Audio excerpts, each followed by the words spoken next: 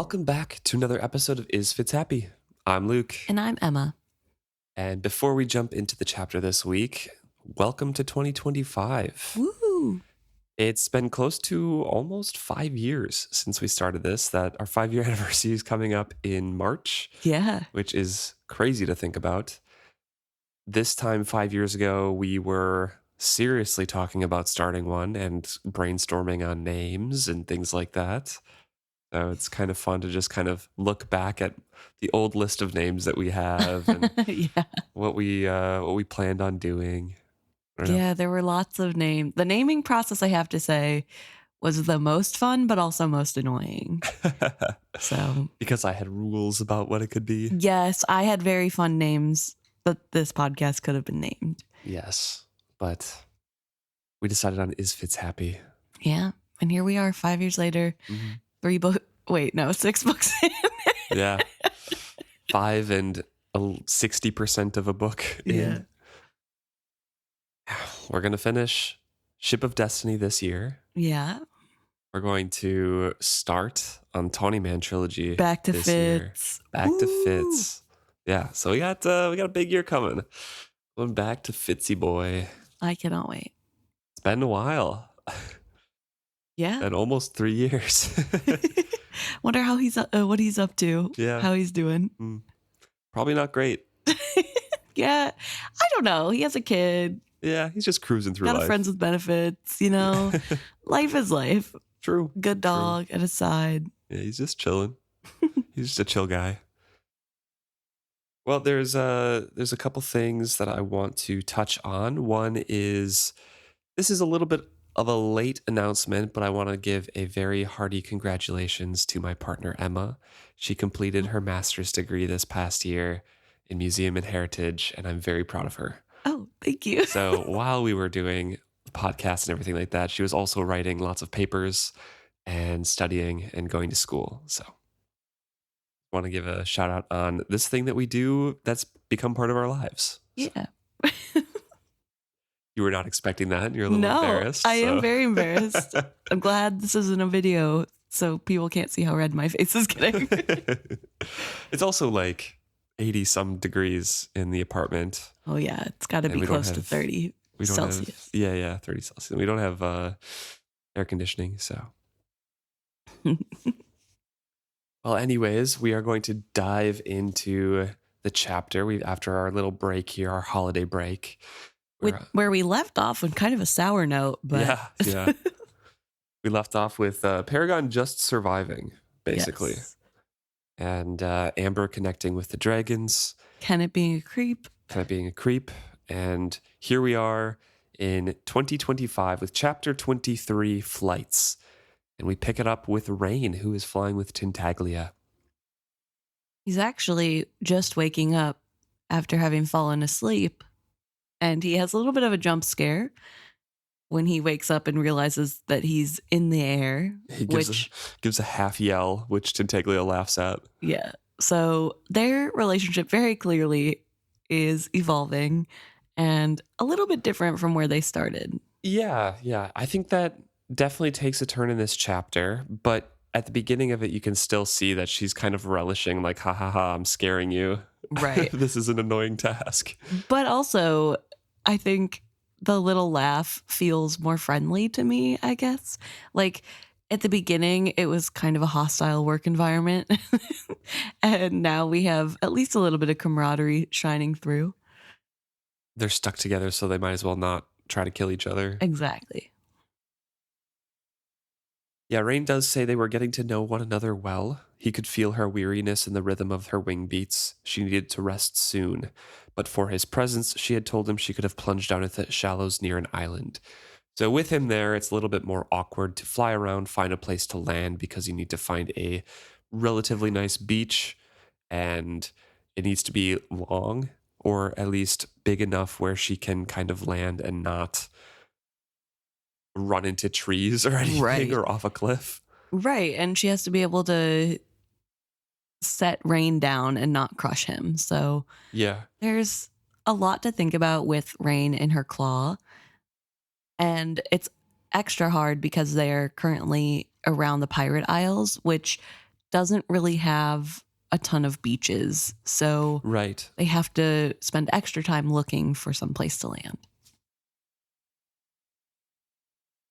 So every time that she set him down, she would bid him to get out of the way, and then whether he was listening and could follow that instruction or not, she would jump back into the air, buffeting him with her wings and go off hunting. Yes.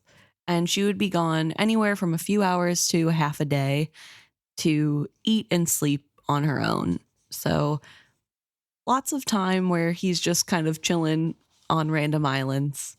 Yeah. And he says that if he couldn't sleep, he tormented himself with thoughts of Malta. So he's still our sad boy, Reyn. Yep. He's still thinking about Malta here. And that's pretty much one-minded track that he's on. So they're finding a little little island here with black sand and black rocks jutting out. And there are some napping marine mammals nearby. Sea bullocks, they call them. And it pretty much makes me think of a walrus. Yeah, it seems to be. Yeah, or at least something close to it. They're big and have tusks. Yep. And flippers. So they run away into the sea, and Tintaglia is kind of mad because if she didn't have Reyn, she could be eating right now and feasting and sleeping. So she's a little bit upset, drops Reyn off, and goes off to fly and search for some more food. Right. And apparently, Reyn's kind of confused because this island that he saw from the top view looks pretty lush and like there probably would be game to find. And Tintaglia has to explain that this time of year, it's going to be skinny rabbits and doe or deer. Yeah. Enough to sustain her, but not to like grow. Yeah. And it won't satiate her. Yeah. She says, if I had emerged in spring, as I should have, I would have had the whole summer to hunt. I would have grown strong, then fat, and then strong again, and fatter still, until by the time winter threatened, I would have had the reserves to subsist easily on such lean and bony creatures. But I did not. I am hungry all the time, Reyn, and when I briefly sate that hunger, my body demands sleep so it can build itself up. But I know I cannot sleep, nor hunt and eat as much as I should, because I must keep my promise to you if I am to save the last of my kind.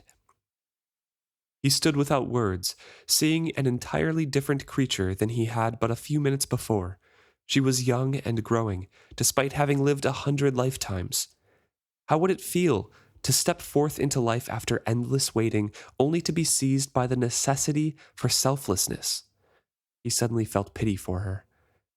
She must have sensed his emotion, but her eyes spun coldly. She tucked her wings back to her body. Get out of my way, and then she flings up into the air to hunt. Yeah. So he's following her with his eyes and like, oh wow, what a pure beauty in the sky. So he's still conflicted. It's still a dragon, which was like his heart's desire to see for a long time. And it's conflicted with you ruined my life with your decisions. Right.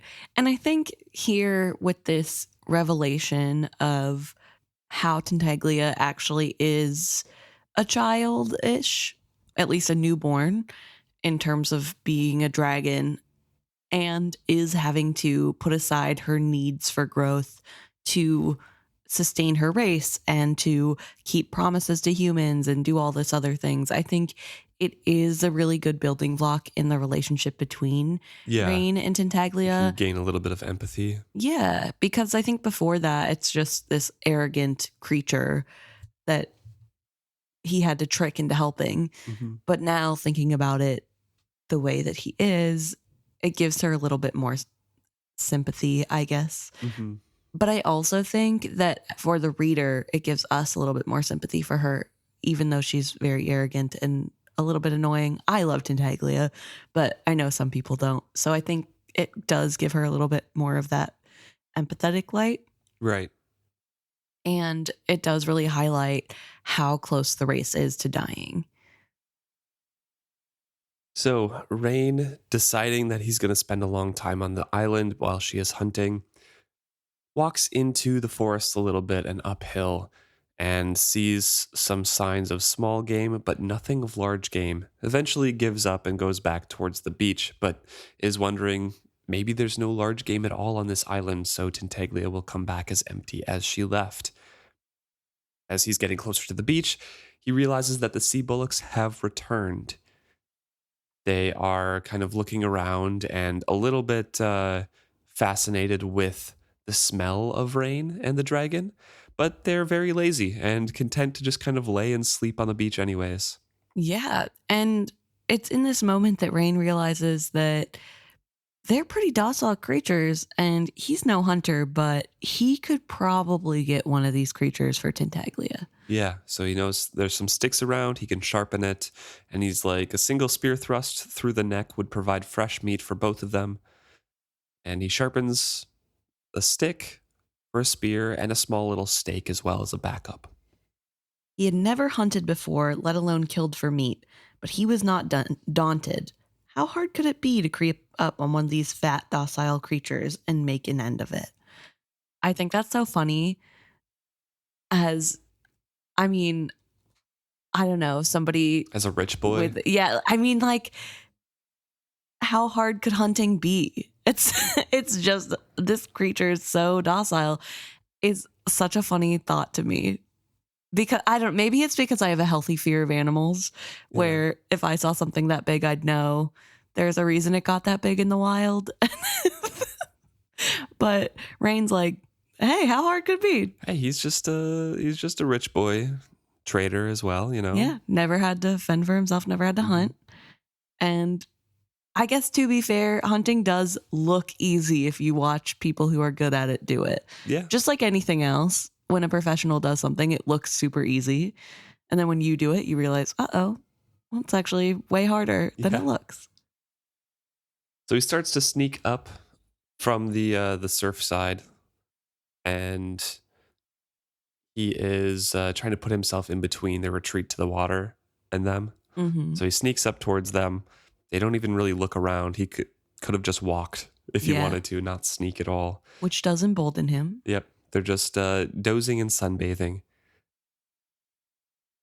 So he goes up to one and stabs one. A moment before the point touched flesh, the sea bullock rolled to its feet with a roar. Reyn knew instantly that he had misjudged the creature's temperaments. The spear that he had aimed at the animal's neck plunged deeply in behind its shoulder. Blood sprayed from the sea bullock's nostrils. He pierced his prey's lung. He clung doggedly to the spear and tried to thrust it deeper as the entire herd stirred to sudden activity. So the animal spins to confront him, and he's trying desperately to hold on to his spear. He loses his sharpened stake because he's just desperately holding on as the animal is spinning around and trying to attack him. The animal is bellowing, blood starting from its mouth now as well as from its nostrils. He's thinking like, oh yeah, I am going to win. This animal is dying. It's just a little bit more desperate than I thought it was going to be. Right. But another sea bullock seized a great mouthful of his cloak and jerks him off of his feet. So he loses his grip, and then the wounded animal spins on him as well. Its big, dull tusks suddenly looked sharp and powerful as it lunged at Reyn, jaws wide. He rolled clear of the attack, but that motion wrapped his cloak around him. So he's trying to fight his stick free of the cloak. One of the animals still has his cloak in its mouth. The other animal that he wounded is attacking him. It's just not looking great. No, especially because this beach is full of sea bullocks, presumably, and they're all coming towards him. Yeah. But before too much more danger can happen, Tintaglia is there to save the day. Yes. His prey is sprawling dead on the sand now, and then all of a sudden, Tintaglia's shrill "Key!" split the winter sky. Without releasing its cloak, the animal that held it twisted its head to stare up at the sky. An instant later, the entire herd was running in a humping gallop toward the water. Reyn was dragged along with the cloak kind of forgotten in the one sea bullock's mouth. Yes. And Tintaglia dives on that bullock, killing it, but kind of throwing Reyn again off of his feet and wrenching his neck a bit. As he's kind of close by, he's starting to stand up, and Tintaglia is roaring, "Mine, my kill, my food, get away from it." So he's stumbling hastily away from her, and she is starting to eat. And it's kind of a gross sight. Yeah. I mean, It's Robin Hobb. She likes to describe everything, and it's... Yeah. Gory, gross. Yep. It's gory. The way an animal would eat another animal. Mm-hmm. "My meat," she warned him again, and lowered her head for another bite. "There's another one over there. You can eat him, too," Reyn told her. He waved a hand at the sea bullock with a spear in it. He collapsed onto the sand and finally succeeded in undoing the ties of his cloak. Snatching it off, he threw it down in disgust. Whatever made him think he could hunt? He was a digger, a thinker, an explorer, not a hunter. Tintaglia had frozen. She stared at him, the silver of her eyes glistening. Then she threw her head back, snapped down her mouthful, and demanded, "I can eat your kill? That is what you said? I killed it for you. You don't think I could eat an animal that size, do you?" "Frankly, I was amazed that you could kill one. I thought you must have been very hungry to try." "No, it's for you. You said you were hungry, so maybe I could take some of the meat with me for tomorrow." She turned her head sideways to shear off most of the sea bullock's neck hump. She chewed it twice and swallowed. "You meant it for me, when you killed it?" "Yes." "And what do you want from me in return?" she asked guardedly. "Nothing more than what we've already agreed upon. Help me find Malta. I saw that you wouldn't find much game here. We travel better if you are well fed. That is all I was thinking." "Indeed." He could not read her odd inflection. He limped over to the animal he had killed and managed, on his third attempt, to pull out the spear. He recovered his knife, cleaned it off, and put it back in its sheath. She finishes off the one animal and goes over to that one and starts on it, but slows down a bit and stops halfway through. And without a word, she curled herself protectively around the carcass and fell asleep into a deep fire, like next to a deep fire. A deep sleep next to a fire that he had started. Yes. There you go. Eventually I got there. And everybody's exhausted because Reyn also kind of goes to sleep next to this fire. And when he wakes, he's freezing cold because the fire has gone out. Yes. Replenishes it and starts looking at the carcass for food because he's very hungry. And she says, "I left you both front flippers," and then closes her eyes again. So he starts to cook those as well, and he very happily is eating them. Apparently, he was worried that she saved the most unappetizing part for him, but once it starts cooking and he starts eating it, it's actually really tasty. So he's okay with it. "Do you want some?" he asked reluctantly as she wakes up. "Scarcely," she replied with some humor. As he ate the second flipper, she finished off the rest of the animal. So they're kind of sitting there, enjoying their meals together, and eventually, as he is seated between the dragon and the fire and kind of cradled with the warmth there, she says, "You are different from what I expected humans to be." "You are not what I thought a dragon would be," he replied. He heaved a sigh of satiation. "We'll fly at first light?" "Of course. Though if I had my choice, I'd stay here and pick off a few more of these sea bullocks." "You can't still be hungry. Not now, but one should always have a care for the morrow." So now we learn a little bit more about dragons as they have settled into a companionable silence and just are more friendly. Yeah. They're both in a good mood. Yeah. Tintaglia is a little bit more aware that Reyn is not just doing things to make a deal and get something out of her. Yeah. He can be all right, you know?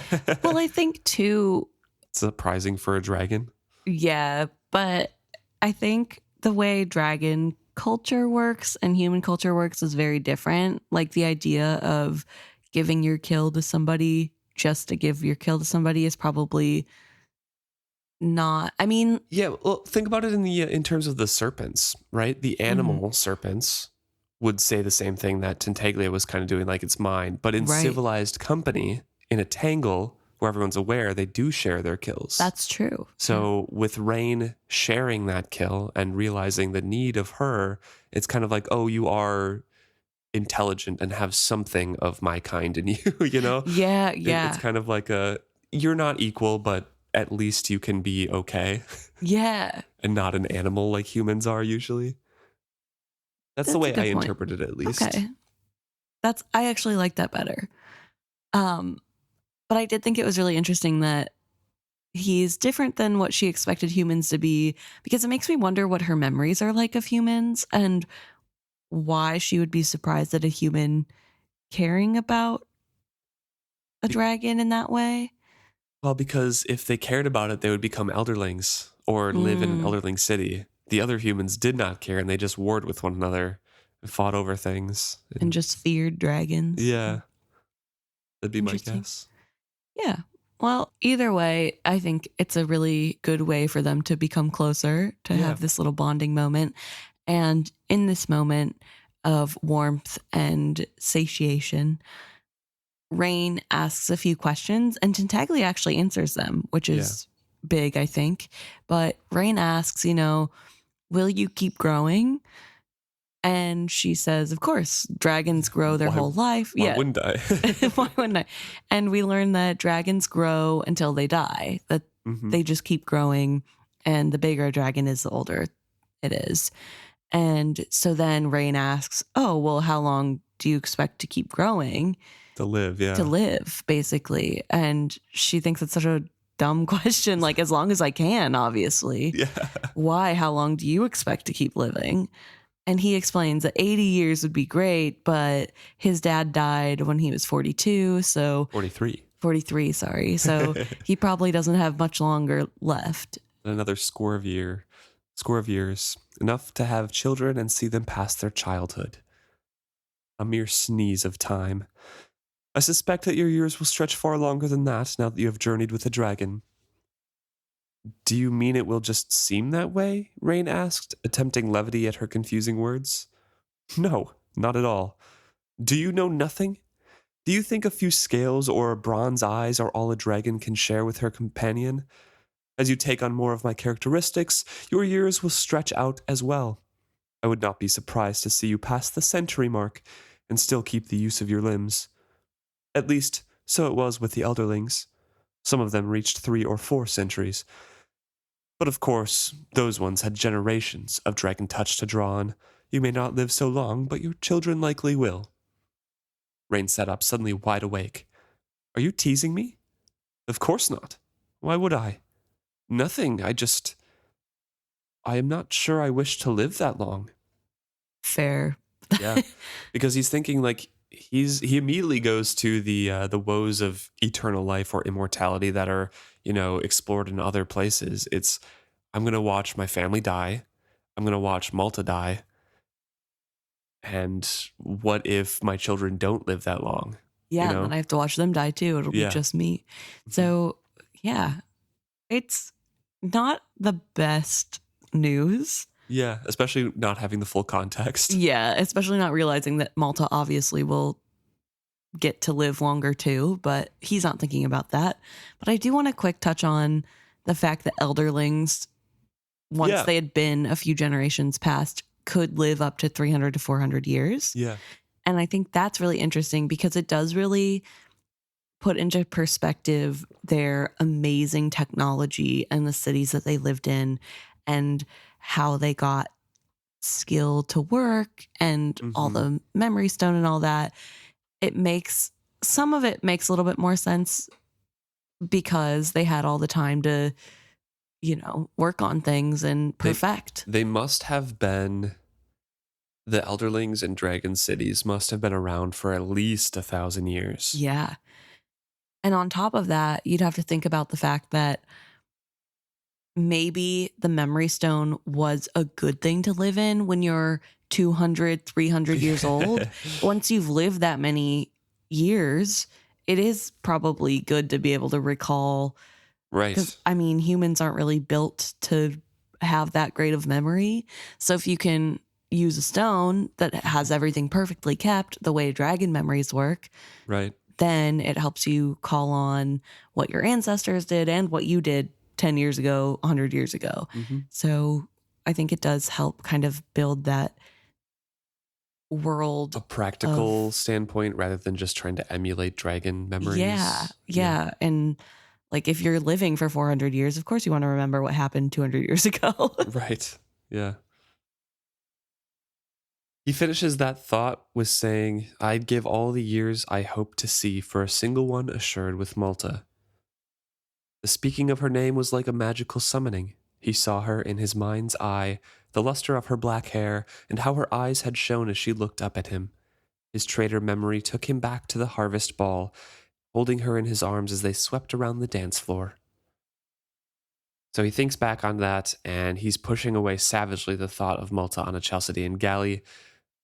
The ways of Chalcedean men and unprotected women were well known. Terrible fear and seething anger rocketed through him. In their wake, he felt weak and negligent. It was all his fault that she had been so endangered. She could not forgive him. He would not even dare ask it. Even if he rescued her and took her safely home, he doubted that she would ever endure his presence again. Despair roiled in him. Such a storm of emotions as humans can evoke, all on the basis of imagination, the dragon observed condescendingly. In a more reflective voice, she asked, Do you do this because you live such short lives? Tell yourselves wild tales of what might happen tomorrow, and feel all the feelings of events that will never happen? Perhaps to make up for the pasts you cannot recall, you invent futures that will not exist. Perhaps, Reyn agreed grudgingly. Her amusement stung him. I suppose dragons never need imagined futures, being so rich with pasts to recall. As much as we give Reyn a hard time for his moodiness and all his emotions, I think this is very relatable.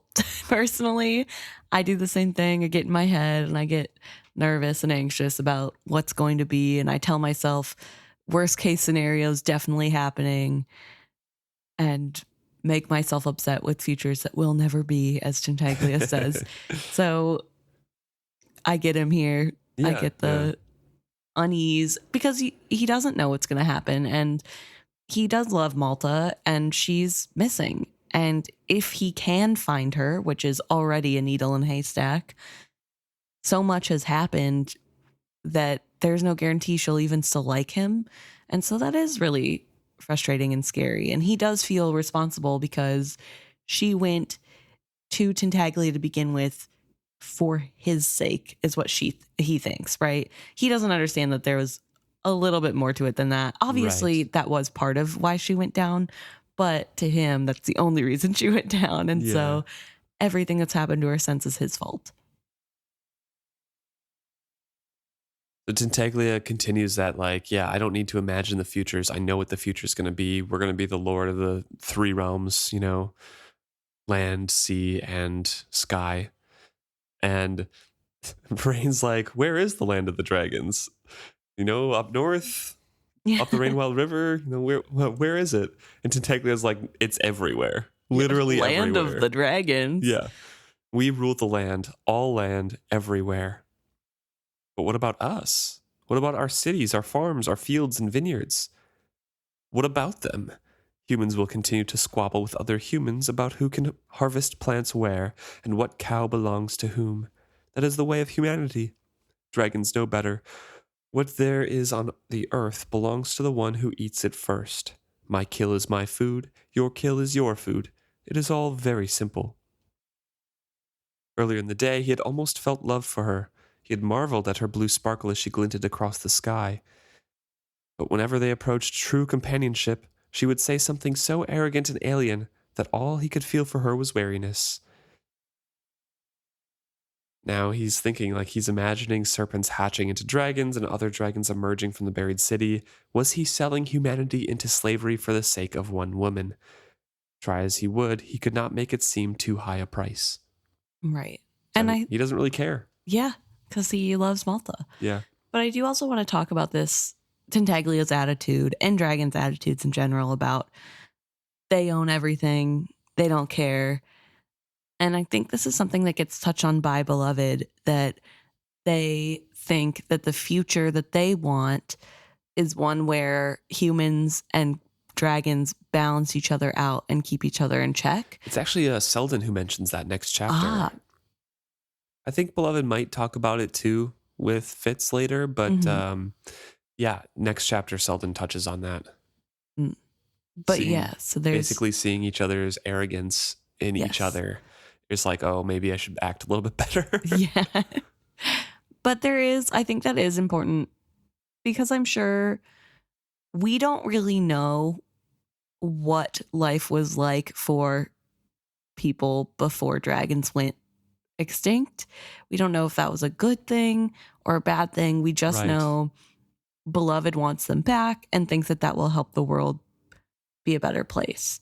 And here the only dragons we get are ones that haven't really, I don't know, been around during that time. They have the memories, sure, but we don't know how accurate their memories are, right? Like, we don't know if they willfully ignore things that are positive about humans because they're mad at being trapped for so many years. Like, it's impossible to tell. It's not super reliable. And so I think it's really interesting to think about the balance. And they keep calling themselves the Lord of the Realms, and even the serpents call themselves that. So clearly that is a thought that they have of themselves. But I think it's interesting to think, like, was this always a contentious relationship and this is going towards a future where it's more balanced?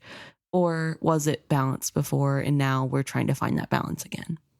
Yeah, like you said, it's kind of impossible to say what the previous iteration was like. But this upcoming one, the dragons that do emerge are much more closer to humans. Yeah. Because of the Reyn Wilds, like how they hatched and how they had to be raised. And they're just much, much closer to humans. And look at Hebe, Hebe has not fully absorbed all of the previous dragon memories, does not talk at all. Like, it's so different from other dragons. That's true. Icefire and maybe Tintaglia, but mainly only Icefire is the only other dragon that's like previous dragons. So this iteration is going to be different no matter what. Right. And it's so interesting to me because we know that Other Island was populated with others that were the beings that were created whenever dragons got too close to humans. Yeah. But how has that changed over the years? How is that different now that serpents have been traveling around the oceans for thousands of years and that hatched eggs have been kept underground for thousands of years? Like, how does that change things going forward? I don't know. It's so interesting to think about. And there, I don't think is an answer yet. Unless she writes more books. Yeah. Yeah.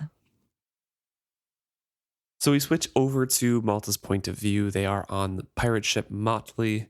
And once again, Satrap Cosgo is seasick and he's insisting that he gets his smoking herbs. Yes, because that's the only thing that helps. He is back to sulking, which is interesting because the last we saw of them on the other ship, he was up and about and getting dressed and participating in conversations with the captain of the Chalcedean galley. Yeah. And now he's back to hiding away in a bedroom because he doesn't like the situation. And he is kind of he's having a little pity party. Yeah.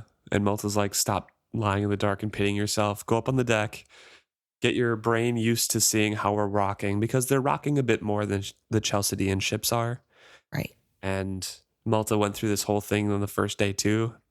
And she's like, Captain Red told me, just like, look at the sea, get your brain used to how it's going. You'll be fine. Right. And Satrap's like, no, I'm dying. No one cares.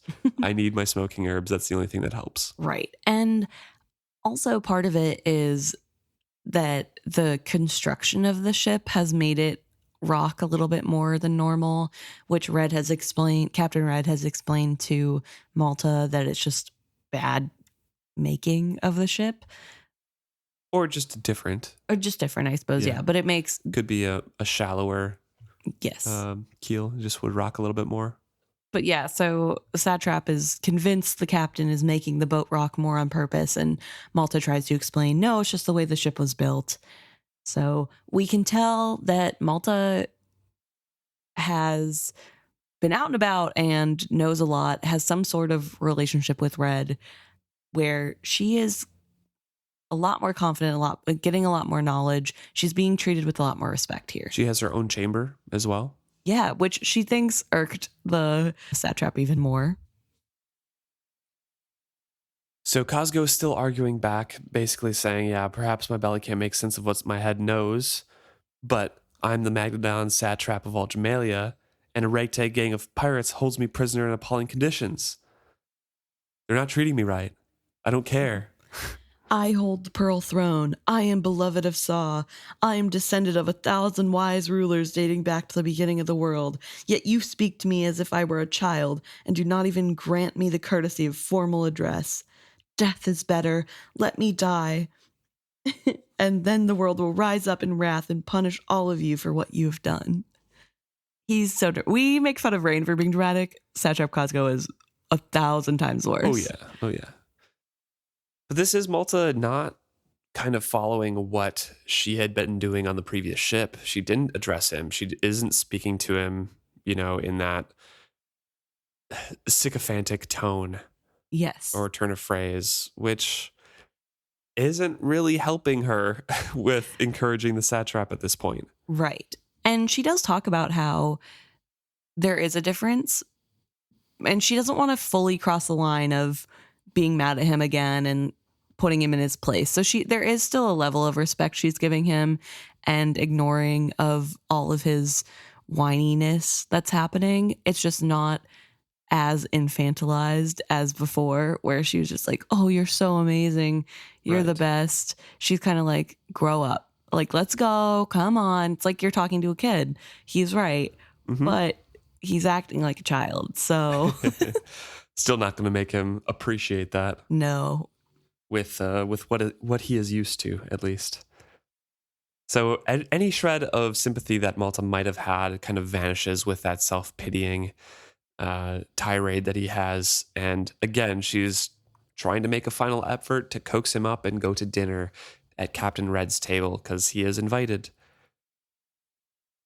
She says that right now the name you carry is the only thing that makes you valuable to them. Stand up and show them there is a man behind that title.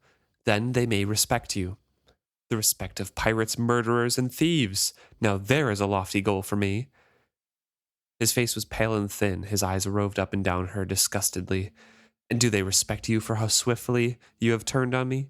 Do they respect how quickly you hoard yourself to them for the sake of your life? The old Malta would have slapped his insolent, staring face, but the new Malta could ignore insults, swallow affront, and adapt to any situation. This Malta would survive. So she's shaking out the bright skirts that she wore, and it's obvious that she just got these garments from the pirate's ship. Yeah, they're brightly colored. Yeah, the outfit is explained, and it is piratey, and that it's garish colors, and they don't seem to super match well together. She's got the striped stockings on, red and white striped stockings. Its shirt was white. Vest buttoned over the top was both yellow and red. So yellow, red, and white. Yeah, which I guess it doesn't not go together, but it just, I feel like... Wait, bright skirts she wore, red layered upon yellow over blue. So blue is at the bottom of the skirts. So I feel as though everything we've heard about pirates and how they dress is just really rich fabrics and bold, bright colors, but nothing that's like matching. It doesn't feel like pirates ever wear matching sets because they're getting their fabric from plunders. It's probably hard to make a dignified matching set. But she does look as though she is assimilated to this pirate life, which she has in a lot of ways. And Satrap is taking that as an affront. Mm-hmm. And we learn that Malta is not covering up her scar, her head crest either. Satrap makes a comment that her new headpiece does not cover it up, and Malta says, I'm not trying to. She says that I'll bring you some food later. Satrap says, your scraps don't interest me, bring me smoking herbs instead, but she just kind of walks out as he's insulting her. I find it so funny that the tables have turned and he's like, I don't want your scraps. I'd rather starve, when he was just giving her scraps. And I'm sure part of that is, again, like with dragons, he can't imagine being treated better than the way he treated somebody. And so he probably does assume that Malta's going to give him the stuff that she didn't like and stuff that she bit off of and whatever. So I find that really interesting that he's throwing a fit that he's potentially going to be treated the same way he treated others. So she runs to the door because Captain Red does not like people being late to his table. And in a habit from another world, she pinched up her cheeks to rosy them and patted her hair into place. She hastily smoothed her skirts and then entered. So there's some of the crew sitting around a table with Captain Red there.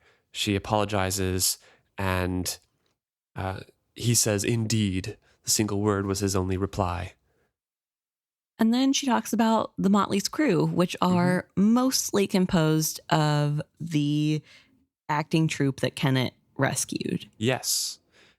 So their slave tattoos are a little bit more hidden. Mm-hmm. And there's a couple that are still heavily tattooed, obviously, because this is a pirate ship. They come from all walks of life and from all different places. But their conversation is very refined still because they are all actors. Right. And because they're actors and they don't have a stage anymore, they sort of use dinner as a stage and Malta as their audience. So they're all trying to tell her stories and get her reaction, get her to laugh or gasp. And it's sort of this weird presentation and play that they're all playing. Actual dinner theater. Yes. And Malta feels as though she's also putting on an act because she has this fine line to walk. Because on the one hand, she's finally enjoying sitting at a table and eating food with real cutlery, even if it is just ship's food.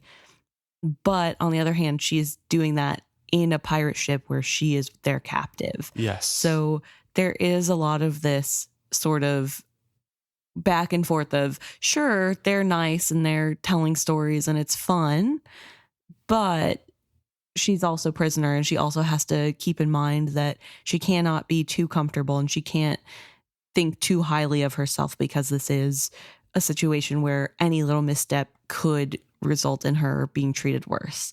And so she's just constantly aware of that need to balance. Mm-hmm. Yeah, and Malta says that she had never expected that the social graces she had learned as a big town trader's daughter would serve her in such good stead. So the things that she learned in Big Town are actually helping her out here. She's kind of surprised. Yeah.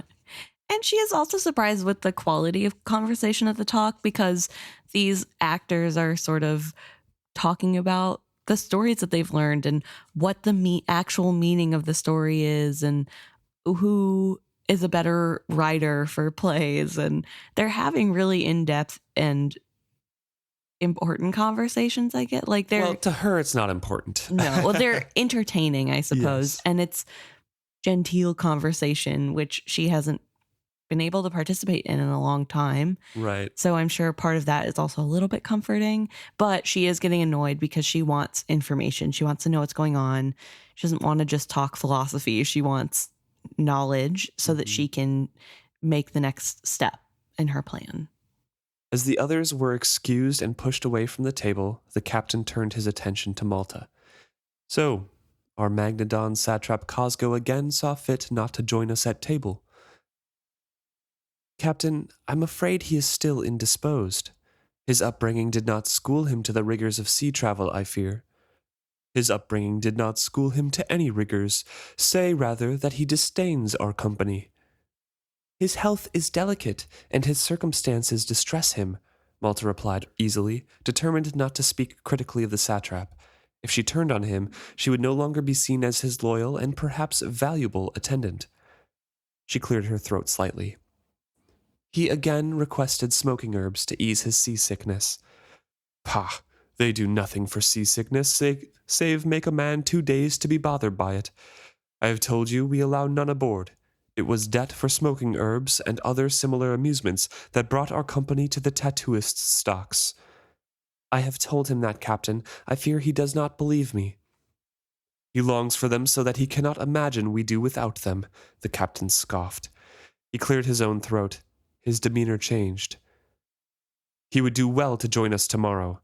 We should like to discuss with him, genteelly, the terms of his ransom. Do urge him to be here tomorrow. I shall, Malta replied earnestly, but I fear I cannot convince him that this would better the circumstances of his captivity. Perhaps you would allow me to act as a go-between with your terms. I am accustomed to his temperament. Better say that you are accustomed to his temper, to his sulks, his arrogance, his childish spite. As to confiding my intentions, well, all have agreed that the satrap of all Jamalia will make a fine gift for Kennit, king of the Pirate Isles. Many of us would find it amusing if our boy satrap finished his days wearing a crow tattooed beside his nose and shackles on his feet. Perhaps he could be taught to wait at table for Kennit's meals. And then he finishes that conversation basically saying, but Kennit leans more towards pragmatism, so he's probably going to sell him to the highest bidder. So get me a list of who will want to buy the satrap back. Come back with the satrap's list. Right. And I think this is important that Malta is able to, number one, be taken seriously, but number two, navigate this scenario and still put herself in a good enough position to negotiate. Like, she is giving herself power. She is doing it in a way where it's natural and she knows what she's doing. She is taking a little bit more for herself in a natural way, I guess. Yeah. And whenever Kennit is brought up, Malta recognizes the name as the man who took the Liveship and her father. And in this moment, she realizes she may have the opportunity to be in front of the man who took her father, and potentially she can negotiate her father's freedom with the satrap. And so now he's seeming even more valuable to her. Yeah. I shall persuade him to drop such a list of names. Her eyes followed the mate. He was the last of the company to leave the room. If you will excuse me, I will see if I cannot begin tonight. The door shut firmly behind the man. She cursed the increased beat of her heart, for she knew that the blood rose betrayingly to her face as well. She smiled as she edged toward the door. Are you in such a hurry to leave me? Captain Red asked with mock sorrow. He stood and walked around the table toward her. I hasten to do your bidding. She smiled and let a glint of flirtation come into her eyes. She walked a difficult line with this man. He thought very well of himself, and that was to her advantage. It pleased him to suppose that she desired him, and he enjoyed his pursuit and the dramatic opportunities it afforded him. He flaunted his courtship of her to his own crew. Nor did her scar daunt him. Perhaps, she thought, once a man's own face had been marked against his will, he made less of the marks on others' faces. Could not you stay here and do my bidding as well? He asked her with a warm smile. He was a very handsome man with handsome ways. A cold, hard part of herself speculated that if she had made herself mistress of this man, she could use him against Kennit. But no, it was not the sudden memory of Reyn's wide shoulders, or her hand resting in his strong one as they danced. Not at all. She had set all thoughts on the Reyn Wilder aside as a future she would never see. She was ruined forever for marriage to such a man. But it was just possible, if she was ruthless enough, that she could still save her father. Despite all that had befallen her, he would still love her, with a father's true love. Do you think that's true? Do you think if... Not really. I mean, there would be still some affection there, especially if she was the one who negotiated his release. Like, he would be grateful and still kind of love her, but I think he would kind of push her aside too as something that's not really worth a marriage anymore. And that's kind of the... I almost don't think he'd be appreciative if she were the one to negotiate his release. Because I feel the like... way that it looks. Yeah, and also because, like, in his mind, because he has that Chalcedean background and parentage, that's not the woman's role. That's not her place. It's not for a woman to do. And so I almost feel as though that would make him angry that not only did his daughter do something manlike in negotiating his release, but she couldn't even keep herself pretty for marriage. And that's what a woman is good for. And so what good is she if she can't bring a marriage? It's really hard to speculate because we only see his thoughts towards Malta through Malta's eyes. Yeah. And it's just in gifts that are left. So we don't really know either of their true feelings, really. Yeah, that's fair. But also, seeing how he treated Wintrow, I don't think he has a problem being rude to his kids, even if it is his lovely little daughter. Yeah. With Wintrow is slightly different because that hostility has been there since he was sent to be a priest, which was like for 7 years, you know, or I suppose however long it was. So I feel like, and he never grew up. So like physically, he doesn't look like a son to him, at least. Right. Well, but that's what I mean. If we look at when Wintrow didn't fit the ideal that he had of what a son should look like, and he treated him like that, how's he going to treat a daughter who doesn't fit the ideal because of a scar on her head? Yeah, that's fair. So she's thinking about all of that. And again, she thinks about Reyn dancing at the dance, the same thing that Reyn was thinking about in his part of this chapter when he said Malta. So they're sharing a little bit more than just visions of where they're at. It's kind of memories blossoming up between them as well. But as she's thinking of that, she's distracted. Captain Red captured her hands and stood looking down on her with amusement. I really must go, she murmured, feigning reluctance. I have to take him dinner, blah, blah, blah, blah. And Captain Red's like, let him starve. I'll wager it's a tactic no one has ever tried on him before. It might be exactly what he needs to make him more reasonable. Were not his health so delicate, I would surely be tempted to try such a tactic.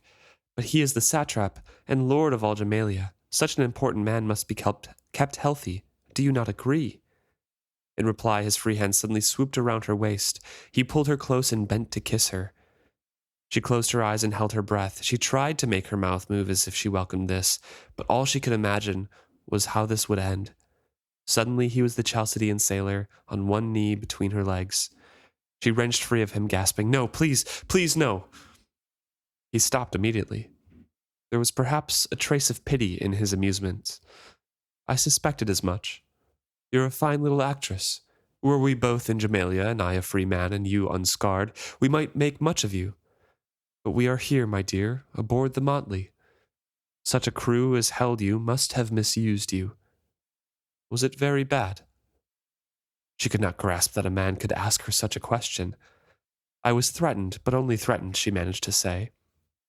She looked away from him. He obviously did not believe her, but says, I will not force you, never fear that. I have no need to force any woman, but I would not mind helping you unlearn your fear, nor would I hurry you. He basically goes down and says that you are no longer in Bingtown. Right. Things have happened to you, and there's no going back to that innocent past. Same thing that's been kind of running through her head in terms of marriage, right, and her life with Reyn. And he says, this may seem harsh advice, but it is given from my own experience. You are no longer your father's virgin daughter, saving herself for a well-negotiated marriage. That is gone.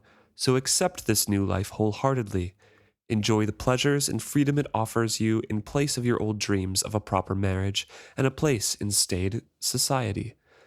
Malta, the Bingtown trader's daughter, is gone. Become Malta of the Pirate Isles. You might find it a sweeter life than your old one.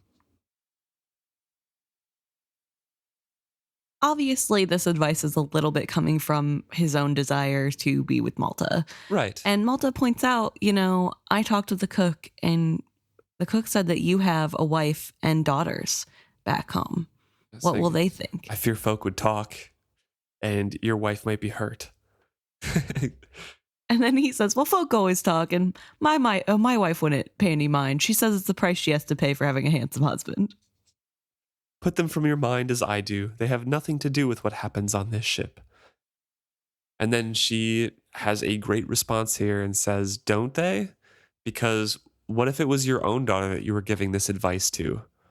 What if it was your own daughter that was taken by Chalcidian slave raiders, and would you approve the same advice for her?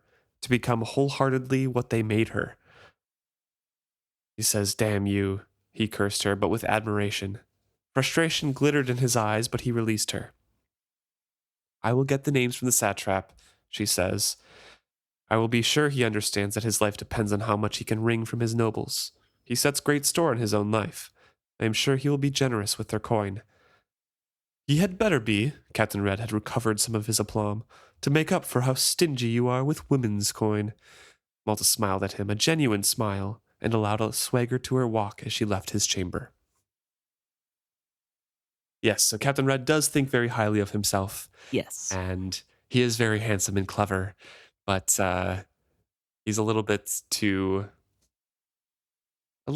full of himself to fully appreciate what he is asking of Malta. Yeah, and I love that Malta brings his daughters into it and says, yeah, you're telling me, oh, just let loose, who cares? But would you say that to your daughter? Yeah, would you tell her that her father would never accept her back because she was no longer his, quote, virgin daughter? Yeah. Captain Red's like, damn you. That's actually a good point. Good response. Yeah. So, yeah. I mean, I don't know. I'm proud of Malta. Also, good to know that she now knows that she's at least somewhat safe from that sort of thing happening to her for now, which is a bit of a relief, right? Yeah, better than the Chalcidian ship. Mm-hmm. So, yeah, there's a lot of just, I don't know, Malta's growth here, and she really has changed. She is able to think on her feet and talk to the person she's dealing with in a way that makes them understand. And I think that's really impressive. Yeah. I really like the way that this chapter is written, especially the parts with Captain Red, because with the introduction of them being theater people, a theater troupe, you can tell the difference between Kennit talking genteelly and like super proper, or Janie or Ronica talking super proper and everything like that, versus Captain Red, who is acting super proper. It's just like the turn of phrase is slightly archaic in the way that it is kind of poetic in a play setting. Yeah. But it's not over the top where you're like, oh, he's quoting lines. It's just like he's quoting the way that somebody in a play would say things. Right. And that really comes across on page here, which I think is a very masterful turn of phrase, because it's only like 3 or 4 different words, maybe in a different order.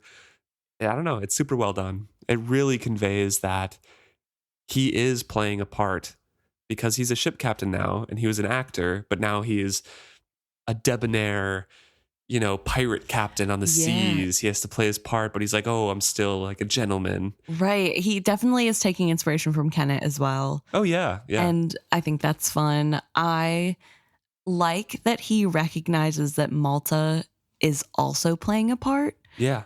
And that there's respect for that, of like, you're doing really well. And I like the little line in there that like, if you didn't have your face scar, I was a free man, we'd met in Jamalia, there's so much we could do together. Because to me, that implies like, you could have been an actor. You could have joined the troupe. You would have been perfect on stage. And we're not there anymore. That's come and gone. But I kind of love that. I love that little... Malta is like such a diva that... real recognizes real. You know what I mean? Like, this guy's like, I've met a diva or two, and honey, you're it. She is everything. She could be a star. Yeah, well, thank you so much for tuning into this chapter. We are back again for this year. We're going to be releasing weekly as we normally have. If you have thoughts on this chapter, if you have thoughts about how Malta has evolved or the connection between Tintaglia and Reyn growing, please let us know. isfitzhappy@gmail.com. Or you can go to our website, isfitzhappy.com or isfitzhappy.podbean.com. You can find any links to our social medias there, or find us just directly on those social medias at Facebook, Instagram, Twitter/X, Threads, Blue Sky, YouTube, and Reddit. We are on all of those. Is Fitz Happy is our username on all of them. Can't wait to see you next week.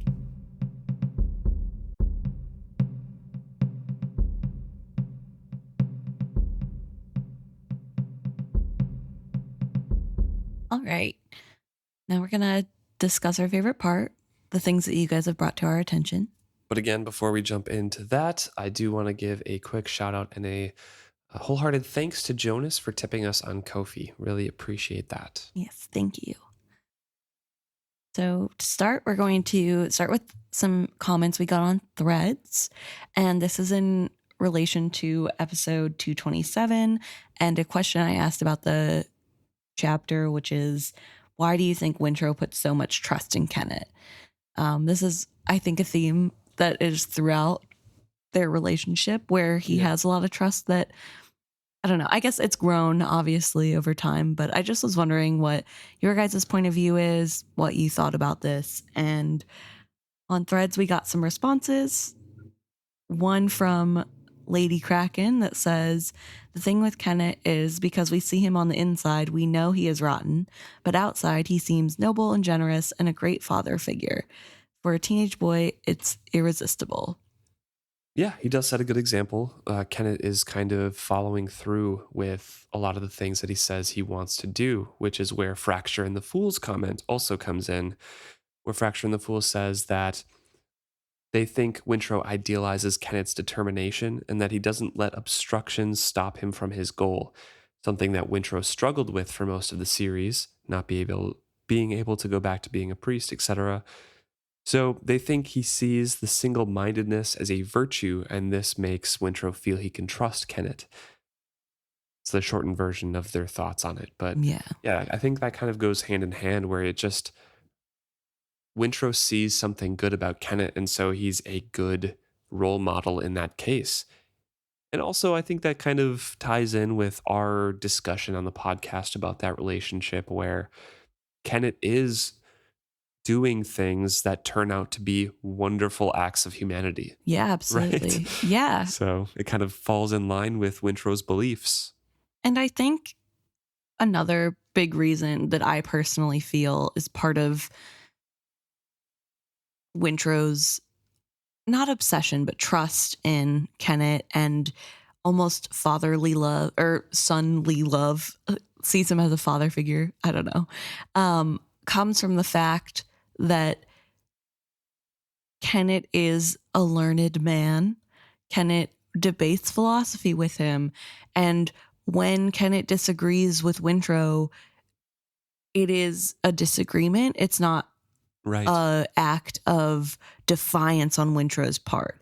And I think that stark difference between Kennit and Wintrow's own father, Kennit is sort of the idealized version of what he wishes his father was, right? Yeah. They have different philosophies. They have different ideals on what the world should look like, what should happen, what the path of their own futures are.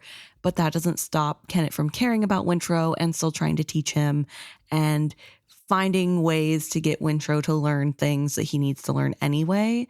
And that's like a part that's easy to miss out of the previous books because it's only a small paragraph, really, that Robin Hobb in Wintrow's voice talks about how that happens and how he learns. Yeah.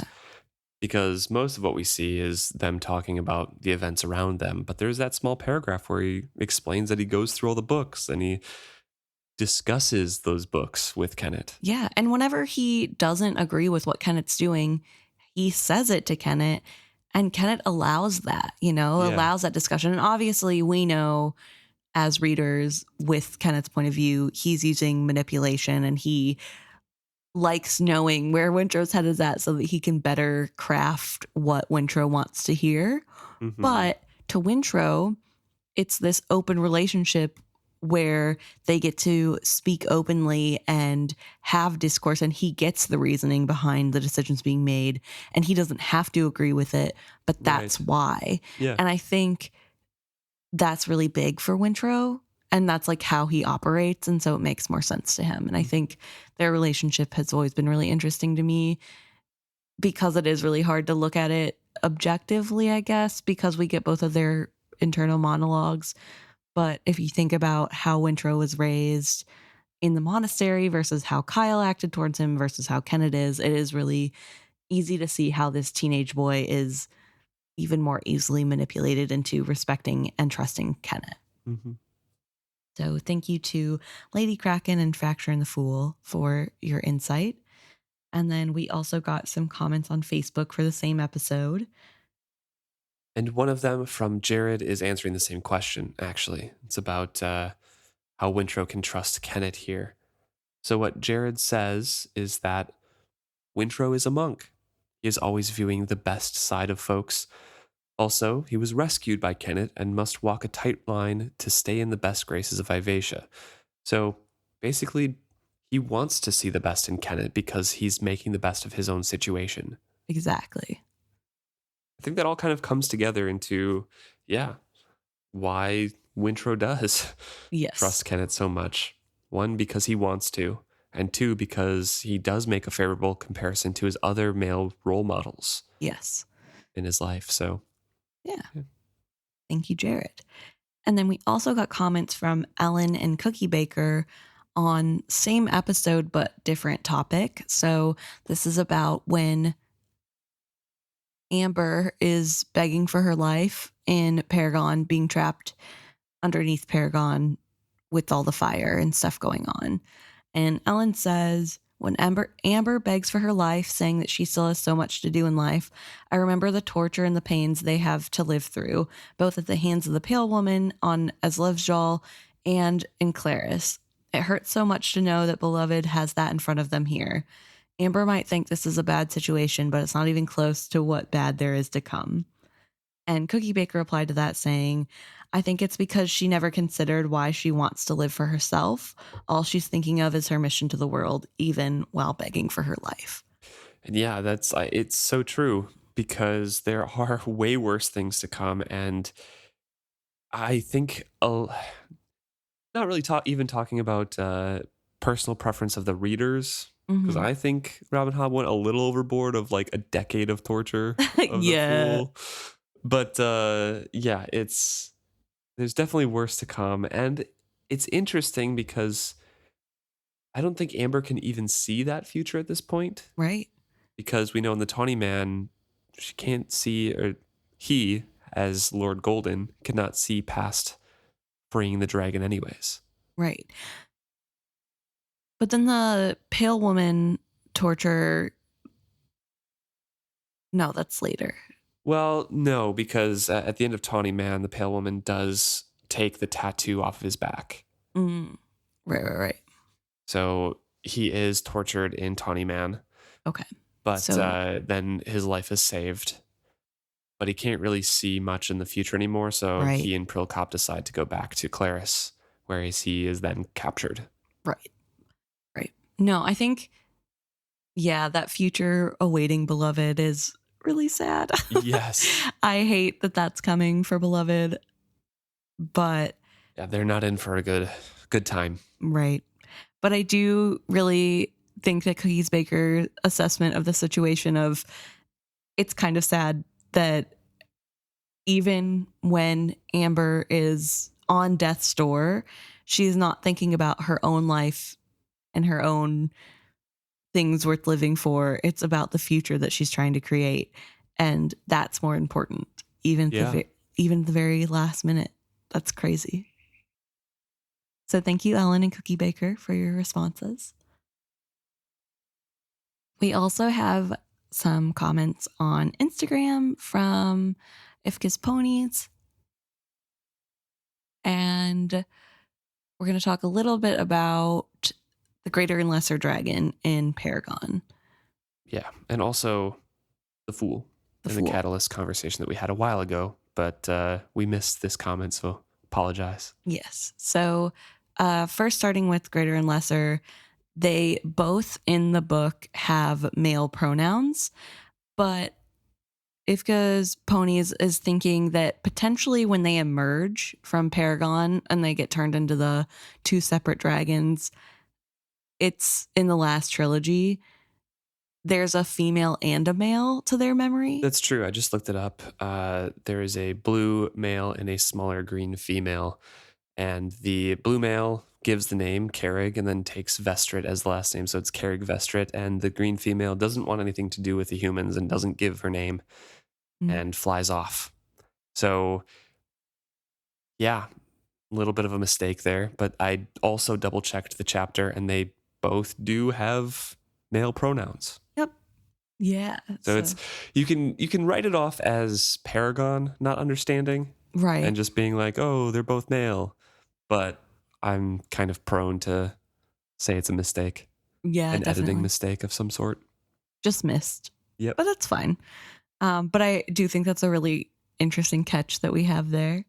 And then also there's, like you said, discussion on the Fool and catalysts.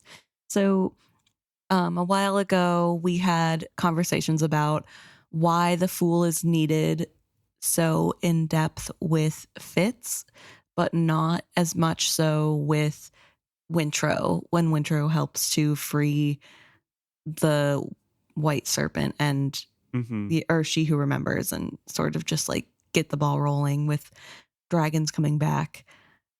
And their theory is perhaps that Fitz needs more help because there's another catalyst and prophet sort of messing with his timeline. Yeah, the Pale Woman and Kebble Robred. Yeah. And so because there's another catalyst present, there is more of dissonance between what could happen, and there's more things going that could go wrong. Whereas with Wintro, there's not really anything in his way. There's no other catalysts getting in the way or actively working against the future that Amber wants.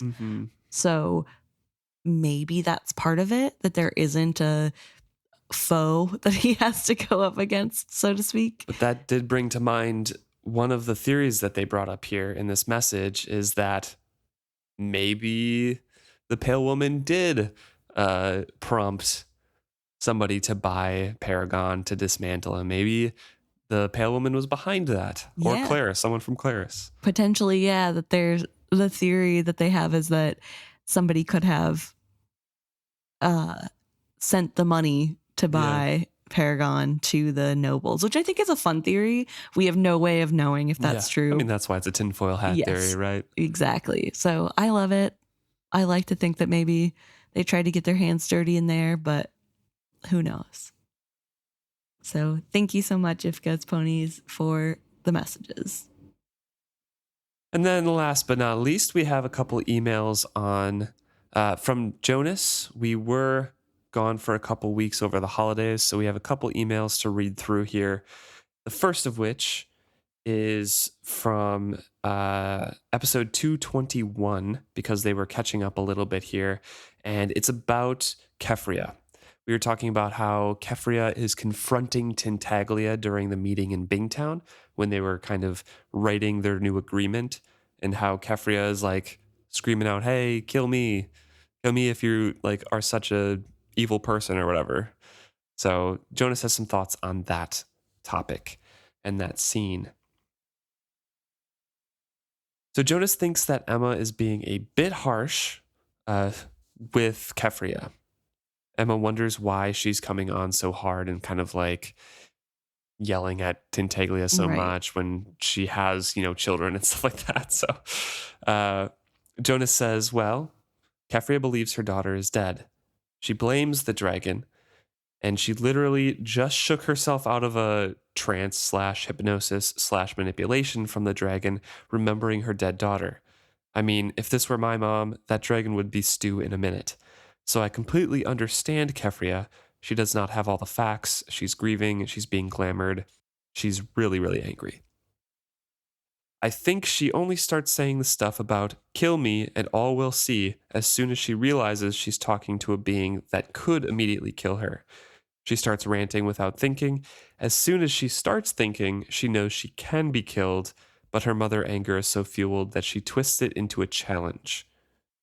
So it's kind of just waking yourself up from this manipulation of a being that you think killed your daughter with the thought of your daughter, and then being like, you cannot do this to my whole town when you've already done it to me. So kill me and everyone will see how bad you are. Yeah. No, I think that's fair, a fair assessment of what's going on. And obviously there is that emotion of she's mourning the loss of her daughter and also watching everybody fall to the tricks of this dragon. Like there is a lot going on there. I don't know. Yeah. I also want to point out that Jonas did write Tintaglia as Tagliatelle. Yes. At one point. Really appreciated that. But yeah, no, there's definitely, I think Kefria's anger is a righteous anger and the anger does make sense. It just,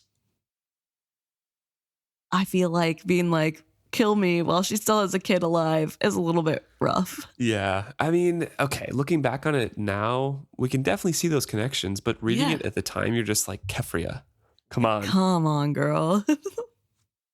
But yeah, I am pretty harsh on all these characters, I think. So that's the way it is. You know, we're reading it, we're getting invested. So thank you for that perspective on Kefria.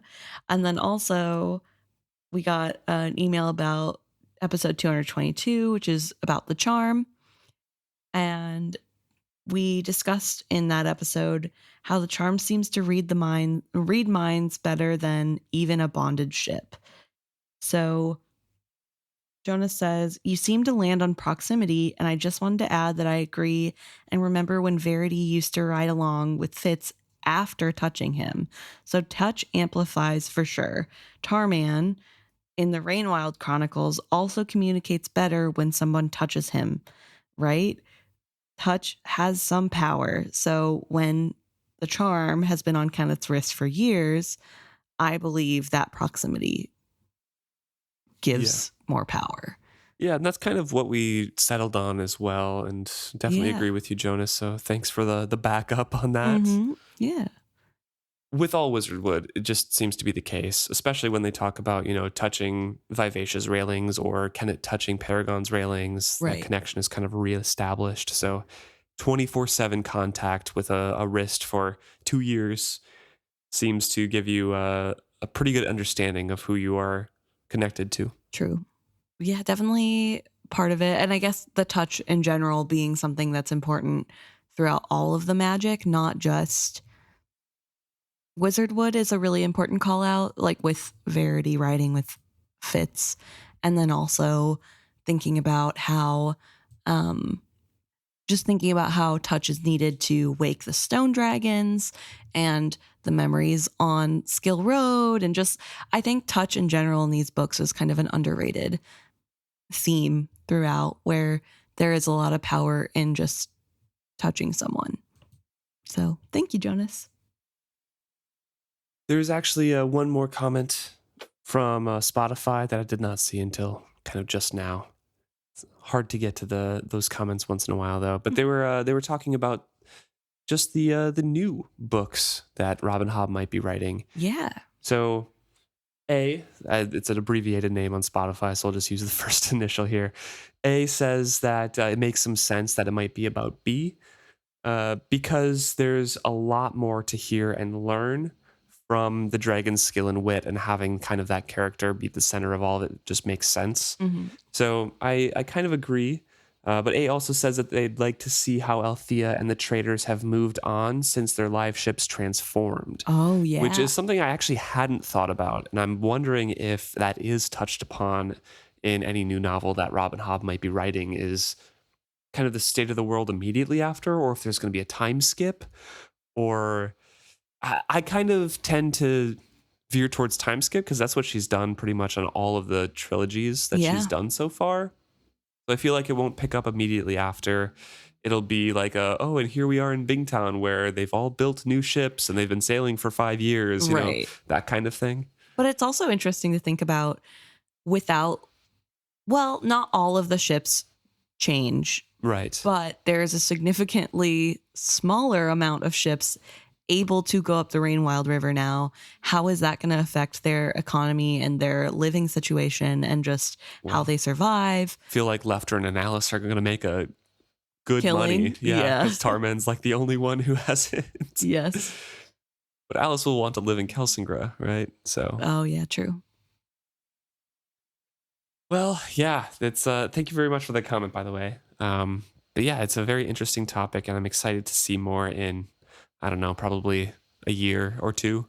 Yeah. Before we hear anything more. So we'll see. Fingers crossed it's sooner, but I don't know. If we do get a new book soon, which we probably will before we end with the regular books that we're reading through now.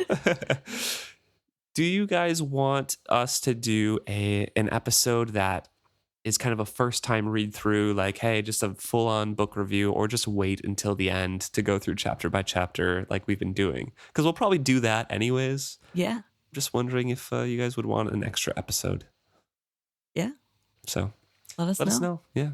Probably won't have to worry about it for a while, like I said, but thank you everyone who has sent in comments and thoughts to us. Yes, we always love hearing from you guys, and we can't wait to hear what you have to say next week.